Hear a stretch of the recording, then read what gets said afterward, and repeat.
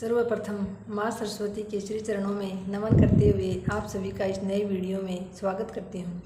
मैं हिंदी व्याख्याता कविता सोरान एक और नया वीडियो लेकर आपके सामने हाजिर हूँ। साथियों, आज की वीडियो में हम बात करेंगे, जैसे कि हमारा इससे पहले का जो वीडियो था वो था भक्तिकाल का।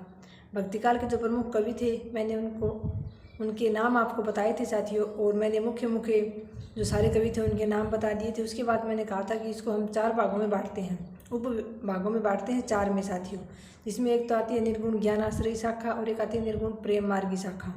इसके अलावा साथियों 2 जो सगुण की शाखा है वो है राम भक्ति शाखा और कृष्ण भक्ति शाखा। तो आज के वीडियो में साथियों हम बात करेंगे निर्गुण ज्ञानाश्रयी शाखा का जिक्र करेंगे। हम संत कवियों के बारे में पढ़ेंगे साथियों। थोड़ा सा मैं आपको मोटा मोटा एक बताऊंगी, उसके बाद आप अब जब मैं बताऊं तो आप खुद देखना कि आपकी तैयारी कहाँ तक है। जो बात मैं बोल रही हूँ क्या वो आपको याद आ रही है सुनते ही, तो ज़रूर आपकी तैयारी बहुत अच्छी चल रही है साथियों। अब निर्गुण ज्ञानाश्रयी शाखा जो है नाम दिया था शुक्ल जी ने इसको, और संत का भी नाम दिया था राम कुमार वर्मा ने साथियों। ये बात भी आपको याद रखनी है। निर्गुण ज्ञानाश्रयी शाखा जो है वो शुक्ल जी का दिया हुआ नाम है। इसमें हमें 2 प्रमुख कवि पढ़ने हैं, एक तो कबीर जी और एक दादू दयाल। दादू दयाल जो हमारे राजस्थान के कबीर भी कहलाते हैं। इन 2 के बारे में हमें बहुत अच्छे से पढ़ना है साथियों। बाकी तो निर्गुण ज्ञानाश्रयी में इतने ज़्यादा संत हैं नहीं, थोड़े से ही हैं, 5-7 सारे मिला के 10 कवि हैं, लेकिन प्रमुख रूप से साथियों 2 को पढ़ना है। कबीर जी को बहुत अच्छी प्रकार से पढ़ना है। जैसे कि कबीर जी का जन्म कब हुआ था, और उनकी जो उन्होंने जैसे खुद ने तो कुछ लिखा ही नहीं, उनके शिष्य थे धर्मदास, उन्होंने उनके जो पद्य थे उनका संकलन किया था बीजक में। फिर बीजक में साथियों 3 भाग है, उनके भी हमें क्रम याद होने चाहिए, सही क्रम कौन सा है, फिर बीजक में क्या है, रमेनी में क्या है, साखी में क्या है। वैसे तो तीनों ही गेय पद हैं इसमें, लेकिन फिर भी इनमें अलग अलग है। थोड़ा सा ये चीज़ें हमें अच्छे से पढ़नी है साथियों। और दादू दयाल की भी जैसे खुद की जो रचना नहीं, उन्होंने परम ब्रह्म संप्रदाय चलाया था। इनकी मुख्य स्थल जो है वो साथियों नरेना में है, जयपुर में। ज़्यादातर समय इनका जन्म तो यूपी में हुआ था, लेकिन ज़्यादातर समय साथियों इनका राजस्थान में बीता था। ये बातें आपको याद होनी चाहिए 2 के बारे में। तो बाकी के बारे में साथियों इतनी ज़्यादा रचना है नहीं, आपको 1-2 रचना है वो याद करनी है। अब जैसे मैं आपको कबीर जी के बारे में बताऊं थोड़ा सा, तो हिंदी निर्गुण भक्ति काव्य के प्रवर्तक माने जाते हैं साथियों। संत काव्य के बता दो, निर्गुण काव्य के बता दो, ये प्रवर्तक माने जाते हैं। इनका जन्म 1398 ईस्वी में हुआ था साथियों। हमारे संत काव्य में ही एक कवि या कवयित्री ऐसे हुए हैं जिनका जन्म 1498 में हुआ था। आप मुझे कमेंट बॉक्स में उनका नाम बताओगे साथियों, 1498 में किसका जन्म हुआ था। कबीर जी का जन्म हुआ था 1398 ईस्वी में साथियों। इनके जो शिष्य हैं धर्मदास, उन्होंने 1464 ईस्वी में इनके गेय पदों का संकलन किया था एक जगह, जिसको बीजक नाम दिया गया था साथियों। इसमें है साखी और शबद रमेनी, 3 भाग हैं अलग अलग उसके बीजक के। उसके अलावा साथियों हम सही क्रम की बात करें बीजक में, तो सबसे पहले रमेनी आएगी, उसके बाद शबद और उसके बाद साखी आएगी साथियों।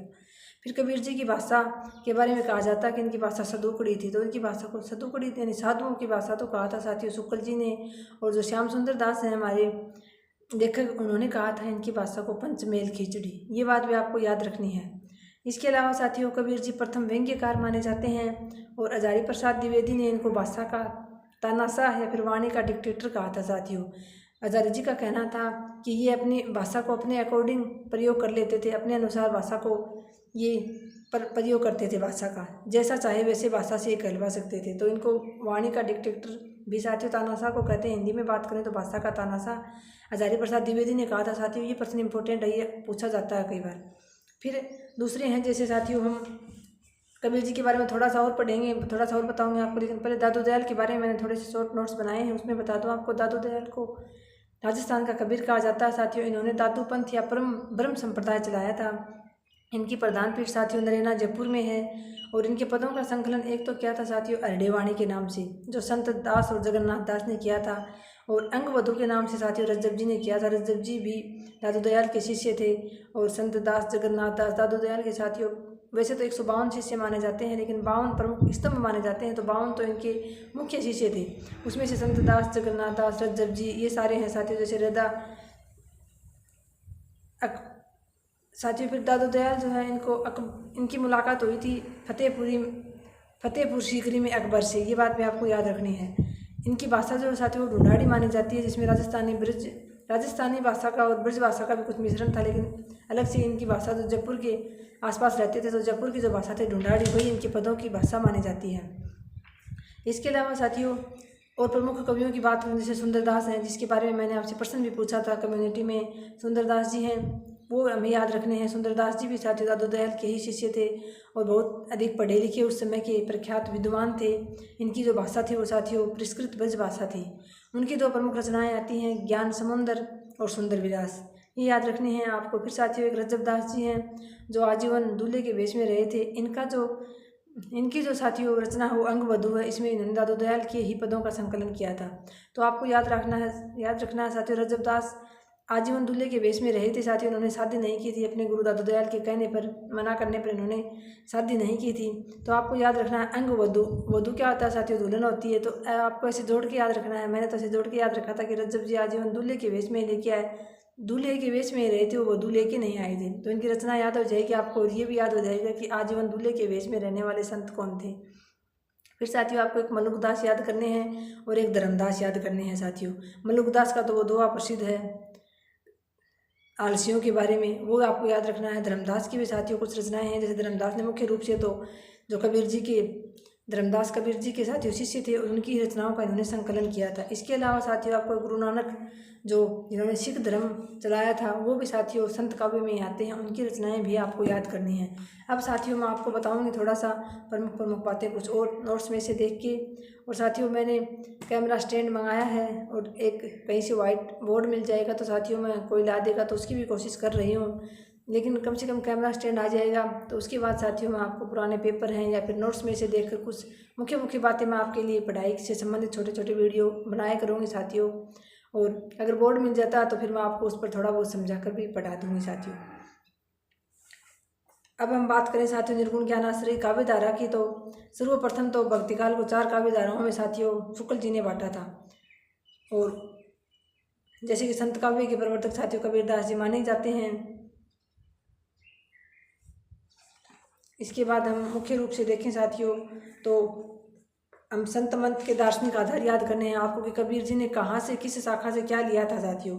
जैसे कि उनके प्रमुख दार्शनिक आधारों में साथियों उपनिषद भी आते हैं। उपनिषद से भी उन्होंने अपनी बात ली थी, अद्वैतवाद से भी ली थी साथियों, इस्लाम धर्म से भी ली थी, सूफी मत से भी उन्होंने अपनी जो लिखने के दौरान कुछ मुख्य बातें ली थी साथियों। जैसे उपनिषदों से तो उन्होंने लिया था कबीर जी ने जीव ब्रह्म व जगत संबंधी अवधारणा जो उपनिषद से ली गई साथियों। कई बार एक बार ये प्रश्न आया हुआ है कि कबीर जी ने कहाँ से अपने लेखन में कहाँ से क्या लिया था। फिर आत्मा परमात्मा संबंधी विचार जो साथियों शंकराचार्य के अद्वैतवाद से लिए थे। इसके अलावा हठयोग साधना पद्धति है साथियों, उनकी शून्य समाधि पद्धति है, गुरु महिमा है कबीरदास जी की, नारी निंदा, आचरण की पवित्रता, ये साथियों उनके काव्य में नाथों के प्रभाव से आया था। और दाम्पत्य प्रतीकों का प्रयोग उन्होंने परम तत्व का निरूपण सूफियों की देन है साथियों, सूफियों से दिया था। ये सारी चीज़ें आपको याद रखनी है साथियों। इन्होंने मूर्ति पूजा का विरोध है, एक ईश्वर को मानना है, ये साथियों उन्होंने सवर की कर्कशता, खंडन मंडन की प्रवृत्ति, प्रतीक शैली, उल्टभाषियाँ, ये साथियों उन्होंने सिद्ध साहित्य से दिया था। सिद्ध साहित्य और नाथ साहित्य से भी उन्होंने बहुत महत्वपूर्ण चीज़ें अपने लेखन कार्य में प्रयोग में ली थी साथियों। अहिंसावाद व प्रपत्तिवाद जो है वो वैष्णवों की देन मानी जाती है साथियों। और मूर्ति पूजा का विरोध, बहुदेव उपासना यानी वो एक ईश्वर को मानते थे, ये सारी चीज़ें उन्होंने साथियों इस्लाम धर्म से, एकेश्वरवाद जो इस्लाम धर्म से ग्रहण किया था। ये बातें भी आपको याद रखनी है। वैसे कबीरदास जी का आपको पूरा ही याद रखना है साथियों। इसके बाद जैसे कि रैदास जी आते हैं, तो रैदास जी के साथियों रैदास मीरा के गुरु माने जाते हैं। और एक तो साथियों रैदास जी जो हैं वो तो सिकंदर लोधी के बुलावे पर दिल्ली गए थे, ये बात 3 संत हैं साथियों ये। और दादू दयाल और कुंभन दास जी हैं, वो अकबर के बुलावे पर साथियों फतेहपुर सीकरी गए थे। एक जैसी सी बात हो जाती है ये, लेकिन आपको अलग अलग याद रखने हैं, कभी क्वेश्चन बन सकता है इसमें से। तो संत काव्य में आते हैं तीनों। तो रैदास जी जो हैं वो तो सिकंदर लोधी के पास गए थे उनके बुलावे पर दिल्ली। और दादू दयाल और कुंभन दास जो अकबर के बुलावे पर फतेहपुर सीकरी गए थे साथियों, क्योंकि अकबर तो मुगल सम्राट था, तो इसके बुलावे पे इसके समय में ये दोनों संत हुए थे। इसके अलावा साथियों एक बच्चन जी की कोटेशन भी लिखी है मैंने, कबीर को रेडिकल सुधारक कहा है डॉक्टर बच्चन सिंह ने। फिर रामानंद के 12 शिष्यों में से एक थे साथियों रैदास, ये भी बात आपको याद रखनी है। रैदास की वाणी यानी इनके अलग से कोई रचना नहीं है, इनके जो ग्रंथ है वो गुरु ग्रंथ साहिब जो साथियों एक ग्रंथ है, उसमें 40 पद संकलित है रैदास जी के। कई बार प्रश्न आ जाता है कि निम्न में से किस संत के पद जो हैं वो गुरु ग्रंथ में शामिल नहीं है, तो आपको ये या संत काव्य में याद रखना है किस किस के पद गुरु ग्रंथ साहित्य में शामिल हैं। गुरु ग्रंथ जो ग्रंथ है साथियों उसमें किस किस के पद शामिल है, ये बात आपको याद रखनी है। फिर गुरु नानक जी का आपको याद रखना है साथियों, नानक पंथ के प्रवर्तक थे और सिखों के प्रथम गुरु भी माने जाते हैं। इनकी कुछ रचनाएं आती हैं साथियों, जैसे कि इनके एक पुत्र था श्रीचंद, उन्होंने उदासी संप्रदाय चलाया था। और नानक जी की मुख्य कृतियाँ आती है साथियों, जपू जी सार, असादी वार, सोहिला, नसीहतनामा और रहीरास। तो जपू जी सार जो रचना है इनकी साथियों, जपू जी वो नानक दर्शन पर आधारित है। और गुरु ग्रंथ साहब में नानक जी की रचनाएं साथियों प्रथम जो महिला है गुरु ग्रंथ साहिब का महिला पाठ को कहते हैं, उसी में संकलित है। ये बातें भी आपको याद रखनी है। एक नानक के बारे में तथ्य है साथियों, गुरु नानक जी के बारे में कि नानक पहले संत थे जिन्होंने विदेशी आक्रमणकारियों के विरुद्ध आवाज़ उठाई थी साथियों। इसके बाद हमारे जाम्बो जी हैं, जिनके 4 प्रमुख शिष्य आते हैं। जाम्बो जी की कोई प्रमुख रचना नहीं आती है साथियों।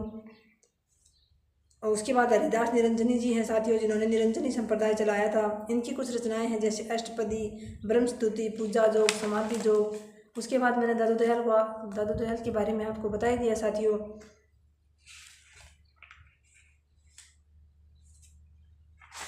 फिर साथियों सुंदरदास जी हैं, इनके बारे में मैंने बता दिया आपको। सुंदरदास सवर्ण जाति के थे और अधिकांश संत अशिक्षित थे, किंतु साथियों सुंदरदास जी जो सुशिक्षित थे, यानी इन्होंने विद्या ग्रहण की थी, काशी जाकर वेद वेदांत न्याय दर्शन आदि का अध्ययन किया था।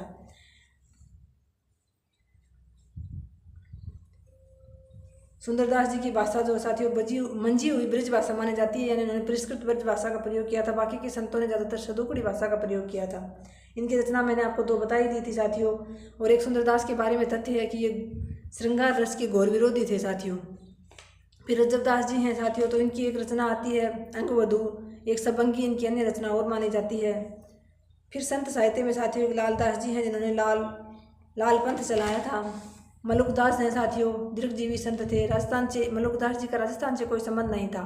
ऐसे भी प्रश्न आया हुआ एक बार कि निम्न में से किस संत कवि का संबंध राजस्थान से नहीं था, तो मलुकदास का साथियों राजस्थान से कोई संबंध नहीं था। मलुकदास की रचनाएं आती हैं प्रमुख ज्ञान बोध, रतन खान, बारखड़ी, रामावतार, लीला, ध्रुव चरित, ये सारी आती हैं। और इनका जो एक आलसियों का महामंत्र है साथियों, अजगर करे ना चाकरी, पंछी करे ना काम, कह गए दास मलुका, सबके दाता राम। ये तो आपको बताइए साथियों, ये आपको याद होना चाहिए। फिर धर्मदास जी का है साथियों, ये कबीर जी के शिष्य थे, उनके पदों का संकलन किया था। फिर एक बावरी साहिबा लेखिका आती है साथियों, ये अकबर के समकालीन थी, ये भी संत काव्य में मानी जाती हैं। फिर साथियों संत पीपा हैं, धन्ना जाट हैं, ये भी कुछ छोटे छोटे कवि हैं, इनकी 1-2 लाइनें हैं, आपको ये याद रखनी है साथियों। फिर आपको निर्गुण संत साहित्य की विशेषताएं या प्रवृत्तियाँ और बता देती हूँ साथियों, थोड़ी सी वीडियो बढ़ाई हो जाता है। निर्गुण निराकार ईश्वर की उपासना पर बल देते थे साथियों संत कवि, नाम स्मरण पर बल देते थे, मूर्ति पूजा का विरोध, अवतारवाद का विरोध करते थे साथियों कि भगवान कभी अवतार नहीं लेते हैं। तीर्थाटन का विरोध, यानी जो कर्मकांड था उसका विरोध करते थे। कर्मकांड व बाह्य आडंबरों का विरोध, बहुदेववाद का विरोध साथियों, वही अवतारवाद कहो बहुदेववाद कहो, उनका विरोध करते थे। सांप्रदायिकता भी विरोध करते थे साथियों। प्रेम तत्व की प्रधानता थी संत काव्य में भी। एकेश्वरवाद पर बल दिया गया था। अद्वैतवाद का समर्थन करते थे कि ईश्वर एक ही है। शास्त्रों का विरोध करते थे साथियों। नारी निंदा, माया निंदा संत काव्य में हमें देखने को मिलती है। मुक्तक शैली का प्रयोग किया गया था साथियों। हम देखते हैं जैसे मुक्तक शैली होती है जिसमें पूर्वापर संबंध नहीं होता है। जैसे कबीर जी के दोहे हैं, अलग अलग मिलते हैं हमें, पहले वाले दोहे का अगले वाले दोहे से कोई संबंध नहीं होता, ये होती है साथियों मुक्तक शैली। फिर प्रतीकात्मकता थी साथियों, रहस्यवादिता थी, सदुकड़ी भाषा का प्रयोग किया गया था, शांत रस की प्रधानता थी संत काव्य में, और कला पक्ष का अभाव था साथियों। ये मुख्य बातें मैंने आपको बता दी संत काव्य के बारे में। इससे अगला वीडियो बनाएंगे साथियों प्रेम मार्गी शाखा पर, यानी सूफी जो काव्य है उस पर बनाएंगे, उसको अलग अलग पार्ट में बांटकर उनमें कौन कौन से प्रमुख कवि हैं, जैसे जायसी जी हैं, मंजन हैं, उसके बारे में साथियों हम अगला वीडियो बनाएंगे। तो अगर आपके द्वारा चाहे थोड़े ही बच्चे देख लें साथियों, बाकी जो मोटिवेशन वगैरह कुछ वीडियो बनाते हैं तो उनका तो साथियों 2-2.5-3 हज़ार तक व्यूज चले जाते हैं, लेकिन ये वीडियो 1000-1200 बच्चों ने देखा। लेकिन चाहे साथियों 100-200 बच्चे ही देखें, लेकिन अगर उनकी समझ में आ रहा है, उनको कुछ लाभ मिल रहा है, तो भी साथियों मुझे व्यूज से कुछ लेना देना नहीं है, मैं उनके लिए भी वीडियो बनाऊँगी। चाहे 100-200 बच्चे भी देख लेना, तो भी साथियों अगर उनको कुछ फ़ायदा हो रहा है, आपको पसंद आ रहे हैं वीडियो, आपको मैं पढ़ कर सुना रही हूँ, उसमें से आपको मेरे पढ़ते आपकी ये सारी बातें आपके ध्यान में आ रही हैं, तो साथियों यकीन मानिए आपकी तैयारी सही दिशा में चल रही है। क्योंकि साथियों मोटा मोटा सार यही होता है नोट्स का, बाकी बहुत जो महीन बात होती है उसमें से प्रश्न बहुत कम आते हैं साथियों। तो ये नोट्स में से मैं आपको बता रही हूँ, जब बोर्ड आ जाएगा तो बोर्ड पे बता दूँगी साथियों। आप लोगों के द्वारा भले ही व्यूज कम आए, लेकिन अगर कुछ आते हैं जो देखते हैं साथियों वास्तव में, उनको भी अगर कुछ फ़ायदा मिल रहा है, तो साथियों मैं ज़रूर वीडियो बनाती रहूँगी आपके लिए। और आज के वीडियो में इतना ही साथियों, मिलते हैं नेक्स्ट वीडियो में। धन्यवाद। जय हिंद, जय भारत।